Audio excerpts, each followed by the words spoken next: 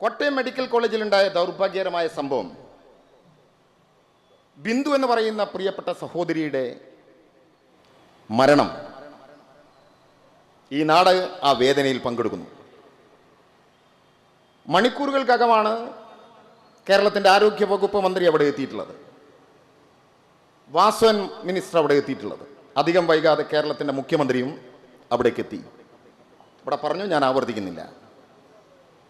ചെന്ന സമയത്ത് ആശുപത്രിയുടെ സൂപ്രണ്ട് കൊടുത്ത വിവരം, ആ വിവരമാണ് മന്ത്രിയോട് അവർ പറയുന്നത്. മന്ത്രി അതാണ് പത്രക്കാരോട് പറയുന്നത്. പത്രക്കാരും രാഷ്ട്രീയ എതിരാളികളും അതിൻ്റെ ഭാഷ്യം മാറ്റി ആ കെട്ടിടത്തിനടിയിൽ ഒരു സ്ത്രീ ഉണ്ടായിട്ടും അത് മറച്ചു വെച്ചു എന്നാ പറഞ്ഞു. എന്താ അതുകൊണ്ട് വീണ ജോർജിനുള്ള ലാഭം? നിങ്ങളൊന്ന് പറ സാമാന്യ ബുദ്ധിയിൽ.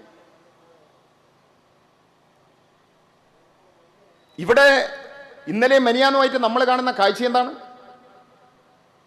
വീണ ജോർജിനെ തെരുവിലിറങ്ങി നടത്താൻ അനുവദിക്കില്ല എന്ന് വെല്ലുവിളിച്ച UDF-കാരും BJP-കാരും എല്ലാവരും ഉണ്ടായിരുന്നല്ലോ. പത്തനംതിട്ടയിൽ ആദ്യം പ്രകടനം നടത്തിയത് SDPI-ക്കാരാ. ഇവിടെ ആദ്യം പ്രകടനം നടത്തിയത് SDPI-ക്കാരാണെന്നാണ് ഞാൻ കേട്ടത്. വലിയ ഗജപോക്കിരികളാണ്, ആരെയും കൊല്ലും.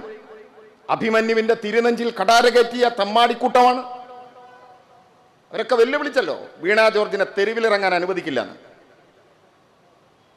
ബിന്ദുവിന്റെ വീട്ടിലേക്ക് വീണ ജോർജ് പോയത് പേരിന് പോലും ഒരു പോലീസ് ഇല്ലാതെയാണ്. ഒരു കോൺഗ്രസ്സുകാരനെയും BJP-കാരനെയും ആ വഴിക്ക് കണ്ടിട്ടില്ല. തലേ ദിവസം DYFI-യുടെ സംസ്ഥാന സെക്രട്ടറി സനോജ് പറഞ്ഞു, മന്ത്രിയെ തടയുന്നത് കൊള്ളാം, മന്ത്രിയുടെ വീട്ടിലേക്ക് പോകുന്നത് കൊള്ളാം, നിങ്ങൾക്കും വീടുണ്ടെന്ന് ഓർക്കുന്നത് നന്നായിരിക്കും. ഒരു സ്റ്റേറ്റ്മെന്റ് കൊണ്ട് നിന്നു നിങ്ങൾ. ഞാൻ അതിന്റെ വലുപ്പത്തിലൊന്നും പറയുന്നില്ല. പക്ഷെ പ്രിയപ്പെട്ടവരെ, നിങ്ങൾ കണ്ടോ, കേരളത്തിന്റെ പ്രിയപ്പെട്ട ആരോഗ്യമന്ത്രി ആ വീട്ടിലേക്ക് ചെന്നപ്പോ എന്ത് സ്നേഹവായ്പോടെയാണ് ആ കുടുംബം അവരെ സ്വീകരിച്ചത്.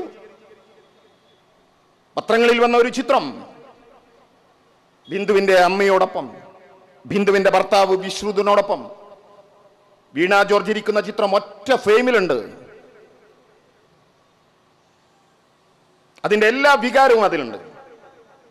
അപകടം നടന്ന ദിവസം അതേയിടത്ത് വെച്ച് ചാനൽ ക്യാമറകളുടെ മുമ്പിൽ ബിന്ദുവിന്റെ ഭർത്താവ് എന്താ പറഞ്ഞത്? പെട്ടെന്ന് JCB-ക്ക് എത്താൻ പറ്റുന്ന സ്ഥലമല്ല, അവിടെ ആശുപത്രിയുടെ പ്രവർത്തനം നടന്നുകൊണ്ടിരിക്കുന്നു, അവിടെ ഭീമുകളുണ്ട്, മറ്റു കാര്യങ്ങളുണ്ട്, അതുകൊണ്ട് പെട്ടെന്ന് JCB-ക്ക് വരാൻ കഴിയുന്ന സ്ഥലമല്ല. വന്നിരുന്നെങ്കിൽ രക്ഷപ്പെടുത്താൻ കഴിയുമായിരുന്നു, വരാൻ പറ്റുന്ന സ്ഥലമല്ല. ഞാൻ ആരെയും കുറ്റപ്പെടുത്തുന്നില്ല. അവിടെ പിരിയണം, അവിടെ അവസാനിക്കണം. ഭർത്താവിനില്ലാത്ത, കുടുംബത്തിനില്ലാത്ത ജാഗ്രതയെ ഇവർക്ക് പറഞ്ഞല്ലോ.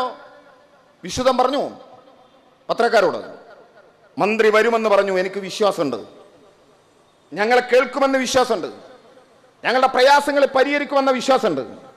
ഇവിടെ പറഞ്ഞല്ലോ ഇപ്പോ 10 ലക്ഷം അല്ലേ കുടുംബത്തിന് 10 ലക്ഷം, മകന് ജോലി, മകളുടെ ചികിത്സ പൂർണ്ണമായി സർക്കാർ, ആ കുടുംബത്തിനുള്ള വീട്, ചെറിയ വീടല്ല, 10-15 ലക്ഷം വരുന്ന ചെലവ് വരുന്ന വീട് പാർട്ടി അടക്കം സർക്കാർ അടക്കം ഇടപെട്ട് ഉണ്ടാക്കി കൊടുക്കാൻ പോവാ. മരിച്ചയാളെ തിരിച്ചു കൊടുക്കാൻ നമുക്ക് കഴിയില്ല, അവരുടെ പ്രയാസങ്ങൾ പങ്കുവെക്കാനാ കഴിയാ. ഒരു പരിഭവമില്ലാതെ അവരുടെ കുടുംബം അത് പറഞ്ഞു.